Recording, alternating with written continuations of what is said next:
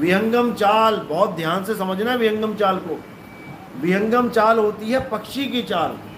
पक्षी जमीन से उड़ा और सीधे आसमान में चला गया, बीच में कोई स्टॉप नहीं, बीच में कोई और स्थान नहीं, सीधा परमात्मा की शरण में। इसी को बोला शब्द विहंगम चाल हमारी, और कहें कबीर सतगुरुदई ताड़ी। खुले कपाट शब्द झनकारी, पिंड अंड के पार सो देश हमारा है। कर नैनो दीदार महल में प्यारा है, यानी पिंड अंड के पार, सीधे विहंगम चाल से पिंड अंड के पार पहुंचना है। लेकिन गुरुआ लोग क्या करते हैं कि नहीं नहीं, पहले तुम्हें नाभि में ध्यान करना पड़ेगा, नाभि में गांठ लगी है सांसों के साथ। अरे नाभि छोड़ो, मूल में गांठ लगी है, मूल चक्कर से शुरू करो ना। पहली गांठ मूल में लगी है, फिर इंद्री में लगी है, फिर जाके नाभि में लगी है। नहीं तो नाभि से स्टार्ट हो रहा होता काम। नाभि तो सेंटर पॉइंट है हमारा। आप पूरे शरीर का मध्य देखोगे तो नाभि है, नाभि सेंटर है, मूल नहीं है। तो मूल क्या है? गुदा चक्र हमारा मूल है। मूल से इंद्री, इंद्री से नाभि। ये लोग क्या करते हैं, इन लोग के पास पूर्ण ज्ञान नहीं है, इसलिए ये क्या करते हैं, ये कबीर साहब की एक वाणी का दुरुपयोग कर लेते हैं। कस्तूरी कुंडल बसे मर्ग ढूंढे बनमाही, ऐसे रमता राम है दुनिया जाने नाही। तो ये लोग क्या करते हैं, ये नाभि में जो कस्तूरी है हिरण के, वो आदमी के ढूंढने लग जाते हैं। अरे वो हिरण के है भाई, वो आदमी के थोड़ी नहीं है। आदमी की कस्तूरी तो कहीं और पड़ी है। और वो कस्तूरी कहाँ पड़ी है, कबीर साहब ने इसका उदाहरण भी दिया है। अधर द्वीप तहाँ गगन गुफा में है निज वस्तु सारा। अधर द्वीप और गगन गुफा में वो वस्तु पड़ी है, कस्तूरी आदमी की। और तुम आदमी को हिरण बना दिया तुमने, नाभि में ढूंढवा रहे हो, नाभि में ध्यान लगवा रहे हो। जो नाभि में ध्यान लगवाते हैं उनको नाभि में ही आनंद मिलने लग जाता है। और वो किसकी जून में चले जाते हैं, किसके वंशज हो जाते हैं, रावण के। रावण का अमृत कहाँ था, नाभि में। कोई लोटे में थोड़ी नहीं था कि वहां पे लोटा छुपा के रख लिया नाभि में। यानी सांकेतिक ज्ञान था कि नाभि में रावण की भक्ति थी, जहां वो भक्ति करता था। नाभि में उसने अमृत रखा हुआ था, यानी उसका अमृत जो 10वें द्वार में है वो नाभि में ढूंढता था वो। इसीलिए मारा गया, इसीलिए मारा गया। तो कहते हैं अमृत के लिए क्या बोला, 9 द्वार नहोदर फीके, रस अमृत 10वें चुईजे। कि 9 द्वार नहोदर फीके, रस अमृत 10वें चुईजे। अब ये लोग नाभि को 10वां द्वार बता देते हैं कि नाभि ही 10वां द्वार है, जबकि नाभि 10वां द्वार नहीं है। नाभि है 12वां द्वार, जिसके द्वारा बच्चे को सारा खाना पीना मिलता है। जब आप गर्भ में थे तब यही नाभि से आपका कनेक्शन जोड़ रखा था। आपको माता के गर्भ में खाना पीना कौन देता था? 9 महीने तुम पल गए बिना मुंह से कुछ खाए, कुछ नहीं खाया तुमने 9 महीना, फिर भी जीवित रहे। तो कहाँ से मिल रहा है? नाभि से। और जैसे ही बाहर आते हो नाभि से कनेक्शन काट दिया जाता है। अब तुम 2 दिन 3 दिन 5 दिन जी के दिखाओ बिना मुंह से खाए, क्योंकि नाभि से कनेक्शन खत्म, अब मुंह से कनेक्शन चालू। अब दूध पिएगा बच्चा माँ का मुंह से, नहीं तो 5-7 दिन में जयराम जी की हो जाएगी। तो इसी को समझना है, यही मूल ज्ञान है। आपने इस काया में ध्यान नहीं रखना कहीं भी। पिंड यंड के पार सो देश हमारा है। तो इस काया से पार सूरत को रखना है, देह से परे विदेह में सूरत को रखना है। ये देही ज्ञान बताने वाले 36 बैठे हैं यहाँ पे, लेकिन कबीर साहब ने एक ही लाइन में सबको किनारे किया। देही ज्ञान सब जगत बखाने, विदेही ज्ञान कोई बिरला जाने। ध्यान विदे और नाम विदेहा, 2 लख पावे मिटे संदेहा। देही ज्ञानियों को तो रिजेक्ट मार दो पहले ही, जो ये कहते हैं कि गुरु की शक्ल का ध्यान करना पड़ेगा तभी परमात्मा मिलेगा, भूल जाओ। फिर तो सारे आंख वालों ने ठेका ले लिया, जो गुरु की शक्ल देख सकते हैं। अंधों को तो फिर परमात्मा मिलेगा ही नहीं, क्योंकि वो गुरु की शक्ल देख ही नहीं सकता, वो तो अंधेरा देखेगा। तो उन लोगों के लिए कोई और सतगुरु है क्या? आंख वालों का कोई और है और अंधों का कोई और है? ऐसा नहीं है। ये आंख वालों का जो गुरु बना बैठा है, ये असल में इंद्रिय ज्ञानी है। ये इंद्रियों से ऊपर नहीं उठ पा रहा, ये अपने आप को चमड़ा मान के बैठ गया है, इसलिए इसको अगला जन्म भी चमड़े का मिलेगा।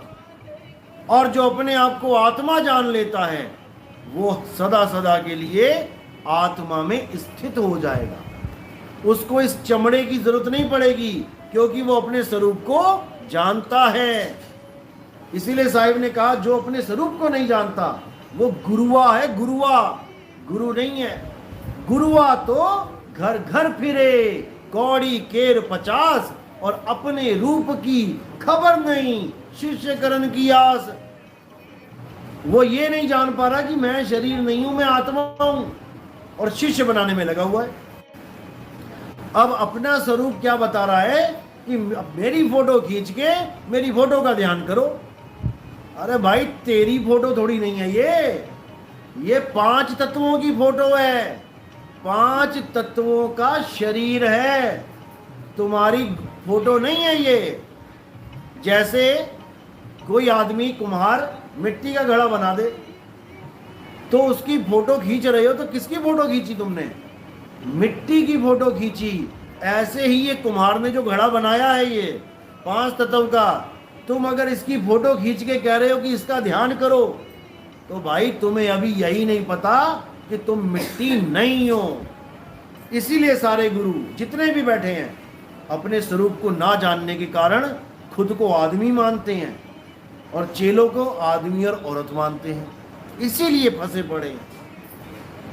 वो नाम को नहीं जानते कि नाम क्या ताकत है। नाम सब घट में समा रहा है। सब घट मेरा साइया, सुनी सेज ना कोय, और बलिहारी वा घट की, जिस घट प्रगट होए। वो नाम सब में विराजमान है। उसी को बोला, तुमसे कहूं मैं नाम विचारी, और ना वो ज्योत ना पुरुष ना नारी। वो नाम यानी आत्मा, आत्मदेव पुरुष और नारी नहीं है। जब आत्मा पुरुष और नारी नहीं है, तो तुम कैसे पुरुष और नारी हो गए जीवन के? तुम भी पुरुष और नारी नहीं हो।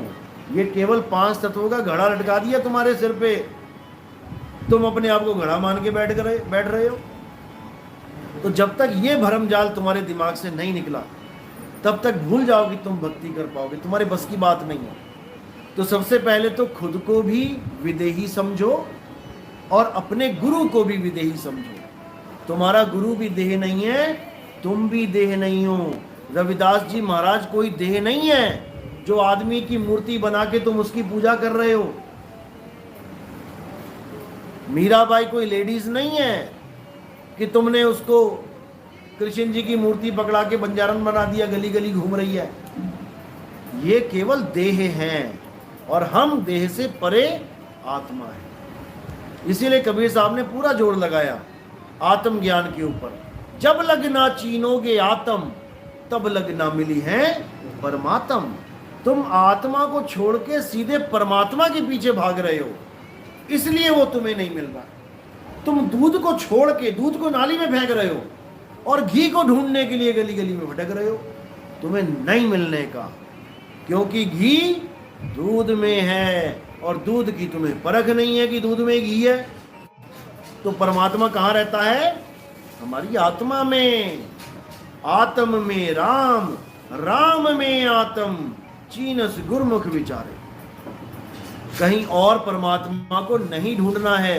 परमात्मा हम सबकी आत्मा में विराजमान है। जैसे खुशबू फूल पे विराजमान है, तुम फूलों को रिजेक्ट मारते जाओ और खुशबू को ढूंढो, कहाँ मिलेगी? नहीं मिलेगी। तुम फूल के एड्रेस पे पहुंचो, किसी बाग में पहुंचो, देखो खुशबू ही खुशबू है, लेकिन नहीं समझ में आ रहा है। इसीलिए साहिब ने बोला आत्मज्ञान बिना नर भटके, कभी काबा कभी काशी, जल में मीन प्यासी, मोह देखते आवे हंसी। हमारी आत्मा में ही परमात्मा का वास है, लेकिन हम नहीं समझ पा रहे। हम गलती से अपनी काया में ढूंढने लग जा रहे हैं, क्योंकि वाणी का हमें अर्थ नहीं पता, क्योंकि हमें भेद नहीं पता। वाणी कह रही है सब कुछ अंदर बाहर नाही, और बाहर खोजे भरम पुलाही, यानी भरम में भूल जाओगे। अब वाणी कह रही है सब कुछ अंदर, किसके अंदर? मेरे अंदर। मैं कौन हूं? क्या मैं शरीर हूं? नहीं हूं। तो फिर शरीर के अंदर हुआ? नहीं हुआ। मैं क्या हूं? आत्मा हूं। तो कहां हुआ? आत्मा में हुआ। तो वाणी कह रही है आत्म में राम, आत्मा में राम बसा है, शरीर में राम नहीं बसा कि तुम शरीर के अंदर ढूंढने लग जाओ। कोई नाभि में ध्यान लगवा दिया किसी ने त्रिकुटी में ध्यान लगवा दिया, किसी ने मूल चक्र में ध्यान लगवा दिया, किसी ने कंठ में लगवा दिया, किसी ने श्वासों में लगवा दिया। श्वास में कहाँ है? श्वास भी पिंड में ही है, इस काया में ही है, लेकिन परमात्मा काया में नहीं है। वो अजूनी है, जो 84 लाख जूनों में इंसान जून में नहीं आता, वो अजूनी है। तो साहिब कह रहे हैं मोह को कहाँ ढूंढे रे बंदे?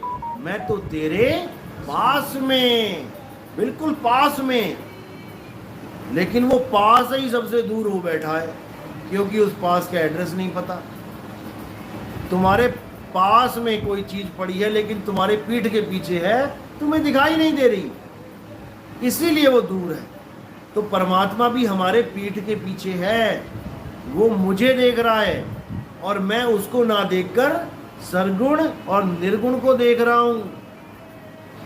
इसलिए साहिब बोल रहे हैं मैं तो देखूं तुझको और तू देखे कहीं और। लानत ऐसे चित पर एक चित दो ठौर। ये सारी दुनिया जितनी झगड़ा कर रही है धर्म के नाम पे, भगवानों के नाम पे, अध्यात्म के नाम पे, इनका केवल 2 पॉइंट का झगड़ा है। आधी दुनिया निर्गुण, आधी दुनिया सरगुण, इन दोनों में उलझे पड़े हैं सारे। तो साहिब कह रहे हैं अरे एक चित्त होकर भी तुम एक नहीं हो पा रहे हो, कम से कम एक को ही मान लेते, या सरगुण या निर्गुण, लेकिन तुम उसके नाम पे भी लड़ रहे हो। हिंदू मुस्लिम का झगड़ा क्या है? सरगुण निर्गुण का झगड़ा है। मुसलमान कह रहे हैं परमात्मा निराकार है, अल्लाह निराकार है। हिंदू कह रहे हैं भैया जी राम है हमारे, कृष्ण है हमारे, साकार हैं। झगड़ा यही है। जबकि शिव महापुराण पढ़ो, शिव महापुराण में आप शिव जी के स्वरूप पढ़ो, सामने इंडेक्स होता है, इंडेक्स में देखो क्या लिखा है, शिव जी के 2 स्वरूप साफ लिखा है। शिव जी के 2 स्वरूप हैं, एक साकार एक निराकार, यानी एक सरगुण एक निर्गुण। तुम चाहे निराकार को मानो चाहे तुम साकार को मानो, तुम शिव जी को ही मान रहे हो। अभी आप लोग को नहीं पता शिव जी है कौन। जब मूल ज्ञान को समझोगे तब समझ में आएगा शिव जी क्या हैं। ये निर्गुण निराकार और सरगुण साकार दोनों शिव के ही रूप हैं, अलख निरंजन के ही रूप हैं। इसीलिए कबीर साहब कह रहे हैं कि निर्गुण सरगुण द्वंद्व पसारा और दोनों पड़ गए काल की धारा। निर्गुण सरगुण वाले को कह रहे हैं तुम बेवकूफ हो, सरगुण निर्गुण वाले को कह रहे हैं तुम बेवकूफ हो। दोनों लड़ रहे हैं और दोनों ही पड़ गए काल की धारा, क्योंकि दोनों ही सत्य नहीं है। सरगुण साकार काया है और निर्गुण निराकार मन है। इन दोनों से परे कौन है? वो तुम्हारा आत्म स्वरूप है, जो साकार से निराकार से दोनों से भिन्न है। ये तुम्हें तब समझ में आएगा जब मैं शिव महापुराण खोल के सत्संग करूंगा, तब उसमें एक एक चीज समझाई जाएगी कि कैसे इनके 2 स्वरूप हैं और कैसे इनकी सारी लीला चलती है। शिव जी की लीला ही है जो नारद मुनि जैसा भगत जो पूरा दिन भगवान का नाम जपता है, उसी भगवान को श्राप दे देता है। भगत ही भगवान को श्राप दे रहा है। ये शिव जी की लीला है। और शिव जी की क्या क्या लीलाएं हैं, ये जब शिव महापुराण खुलेगा तब आपको समझ में आएगा। लेकिन जो मूल चीज है वो है आत्मा। इसीलिए दादू जी ने भी बोला, कोई निर्गुण में रीझ रहा और कोई सरगुण ठहराए, अटपट चाल कबीर की मुंह से कहीं ना जाए। कबीर साहब निर्गुण निराकार और सरगुण साकार दोनों को नहीं मानते थे। ये लोगों को नहीं पता है। अभी लोग उनको निर्गुण वाले समझते हैं कि कबीर साहब मूर्तियों का तो खंडन करते थे, लेकिन वो निर्गुण निराकार परमात्मा की बात करते थे। नहीं करते थे। उन्होंने निर्गुण निराकार ब्रह्म और माया को बोला है। निराकार निर्गुण है माया। हर जगह उन्होंने निराकार को माया बोला, ब्रह्म बोला, और साकार को उन्होंने खंडन किया। लेकिन निर्गुण सरगुण दोनों से न्यारा और जानेगा कोई जाननहारा, वो कबीर साहब ने ज्ञान दिया है। ना निराकार है परमात्मा, ना साकार है परमात्मा, दोनों से परे शब्द स्वरूप है परमात्मा। अरे हम हैं शब्द, शब्द हम माही, और शब्द से भिन्न और कछु नाही। शब्द न बिन से देही, कहें कबीर हम शब्द सने। शब्द ही हमारा रूप है। आप भी शब्द हो। कहते हैं शब्द हमारा तू शब्द का, सुन मत जा सरक, और जो चाहे निज रूप को शब्द ही ले परख। लेकिन कौन परखे शब्द को? ऐसा जाल बुन दिया शब्दों का कि कोई निकल नहीं पा रहा है। तो साहिब को कहना पड़ा, अरे शब्द शब्द बहु अंतरे, सार शब्द मत लीजिए। और कहें कबीर जहां सार शब्द नहीं, दृग जीवन सो जीजिए। धिक्कार है उस जीवन पे जो सार शब्द की पहचान इस इंसान चोले में नहीं कर पाया। कब करेगा फिर? जब कसाई का बकरा बन जाएगा, तब समझेगा शब्द क्या होता है। इसीलिए कबीर साहब ने बार बार समझाया कि ये वो शब्द नहीं है जो बोल के, लिख के, पढ़ के, सुन के लिया दिया जाता है। अरे शब्द शब्द सब कोई का है, वह तो शब्द विदेह और जीवा पे आवे नहीं, निरख परख कर ले। ये कोई मंत्र नहीं है कि गुरुजी ने मंत्र दे दिया और तुम मंत्र जप के पार हो जाओगे। अरे तंत्र मंत्र सब झूठ है, इनमें न उलझे कोई, और सार शब्द जाने बिना कागा हंस ना होए। कागा हंस होने का मतलब है तुम्हारा स्वरूप ही बदल देगा शब्द। अब तुम देह स्वरूप कागा नहीं रह जाओगे, अब तुम आत्म स्वरूप हंस हो जाओगे। जिसको साहिब ने बोला शब्द ना बिन से देही, देही बिनस जाएगी, कागा रूप खत्म हो जाएगा, और तुम शब्द को चीन के, शब्द में समा के शब्द ही हो जाओगे। जाप मरे अजपा मरे अनहद भी मर जाए, सूरत समाए शब्द में, वाको काल ना खाए। तो शब्द में जब सूरत रम गई तो वो शब्द ही हो गई। नदी तब तक नदी है जब तक वो समुद्र में गिर ना जाए, समा ना जाए। गंगा तब तक गंगा है जब तक समुद्र में समा नहीं गई। समुद्र में समाने के बाद गंगा का अस्तित्व ही खत्म हो जाता है। यानी जब तक गंगा है तब तक वो समुद्र नहीं है, और जब समुद्र हो गई तो वो गंगा नहीं है। जब मैं था तब हरि नहीं, अब हरि है मैं नहीं। तो ये समझना है आपने कि कैसे आपने हरि हो जाना है, हरि को पाना नहीं है। ये पाने के चक्कर में मारे जा रहे हैं सारे कि मुझे भगवान का दर्शन हो जाए। अरे भगवान का दर्शन नहीं करना है, भगवान हो जाना है। तो कहते गरीबदास जी की वाणी है, कोटि तो ब्रह्मा भय और कोटि भय ईश, साहिब तेरी बंदगी से जीव बने जगदीश। ये जीव ही जगदीश हो जाएगा जब ये अपने मूल स्वरूप को जान जाएगा। तो गुरु चेले वाला भेद नहीं है वहां पे कि वहां भी तुम्हारा गुरु जी मिलेगा कोई सोफे पे बैठा हुआ,